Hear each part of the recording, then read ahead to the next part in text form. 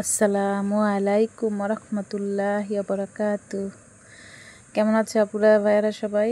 ময়মনসিংহ রাঁধুনি চ্যানেলে সবাইকে স্বাগতম। আজকে নতুন একটা ভিডিও নিয়ে আসলাম। বাইম মাছ বোনা করব। এই দেখো আপুরা, তা বাইম মাছ বোনা করতে আমার কি লাগবে চলো এক নজরে দেখে নিই। আমার লাগবে পেঁয়াজ কুচি, কাঁচামরিচ কেটে নিচ্ছি, আর টমেটো, অল্প একটু আদা রসুন বাটা। একটা টমেটো দিই নেই, অর্ধেক দিচ্ছি, টমেটো বেশি দিব না। এই দেখো আপুরা, আমি মাছগুলো ছোটো ছোটো করে কেটে নিচ্ছি। তোমরা তোমাদের পছন্দ অনুযায়ী সাইজ করে কেটে নিবা। তা প্রথমে আপুরা আমি চুলায় একটা কড়াই বসিয়ে দিলাম, দিয়ে দিব রান্না করার তেল। তেলটা গরম হয়ে আসলে পেঁয়াজ কুচি দিব। এই দেখো আপুরা, আমি পেঁয়াজটা ভেজে নিব। পেঁয়াজ ভাজা হয়ে গেছে, আমি আদা রসুন বাটাটাও দিয়ে দিলাম। এখন আপুরা হলুদের ফাঁকি দিব, হলুদের ফাঁকি দিয়ে দিলাম আপুরা। আর দিব মরিচের ফাঁকি। ঝাল তোমরা তোমাদের পছন্দ অনুযায়ী দিবা, যে যেমন ঝাল খাও। ঝাল মরিচের ফাঁকি দিচ্ছি, আর ধনিয়ার ফাঁকি দিব। এই যে দিয়ে দিলাম। এখন আপুরা আমি একটু নেড়ে চেড়ে অল্প একটু পানি দিব, না হয় মশলাটা পুড়ে যাবে। মশলাটা কষানোর জন্য এই দেখো অল্প একটু পানি দিয়ে দিলাম। এখন সুন্দর করে মশলাটাকে কষিয়ে নিব। দেখো পুরা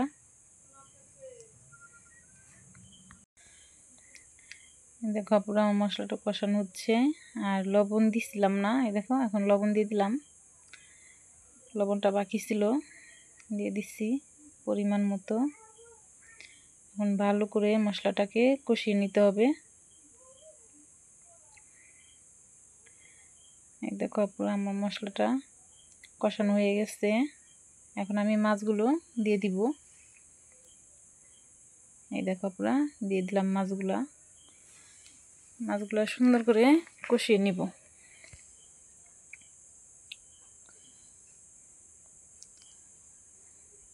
দেখতে থাকো। আর দিয়ে দিব টমেটো, মাছের সাথে কষিয়ে নিব। এবার আমি ঢেকে দিব পুরা, ঢেকে 2-3 মিনিট জাল করব। এই দেখো পুরা টমেটো থেকে পানি বের হয়েছে।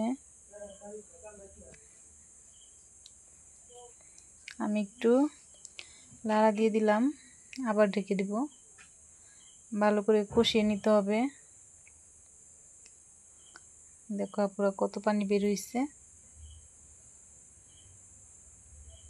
আমার টমেটো সিদ্ধ হয়ে গেছে। আর একটু ঢেকে দেই।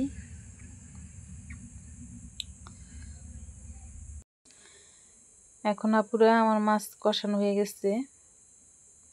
দেখো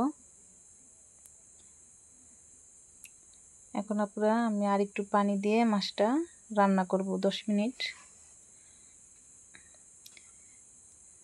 এতক্ষণ তো কষাইছি, এখন রান্না হবে। দেখছো পুরা, এবার পানি দিয়ে দিব। যেহেতু ভুনা করব বেশি পানি দিব না।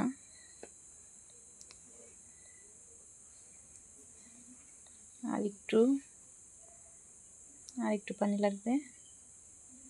এই যে হয়ে যাবে পুরা, কারণ লার্কি চুলে রান্না করি তো অনেক আগুন। এই লার্কি চুলার আগুন তো আর কমানো যায় না। একবার যদি জ্বলতেই থাকে, মানে জালটা জ্বালাইতে খুব কষ্ট, পরে আর নিবাইতে পারি না, এরকম আর কি।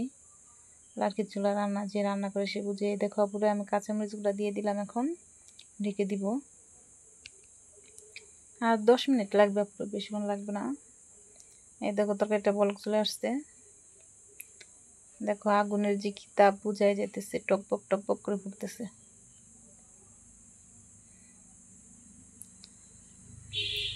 আর একটু ঝোলটা টানিয়ে নিব। এই দেখো পুরা আমার তরকারিটা ফাইনালি এরকম কালার হয়েছে। মাশাআল্লাহ খুব সুন্দর হয়েছে।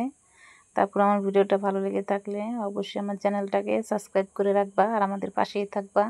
আজকে এই পর্যন্তই আপুরা, আল্লাহ হাফেজ।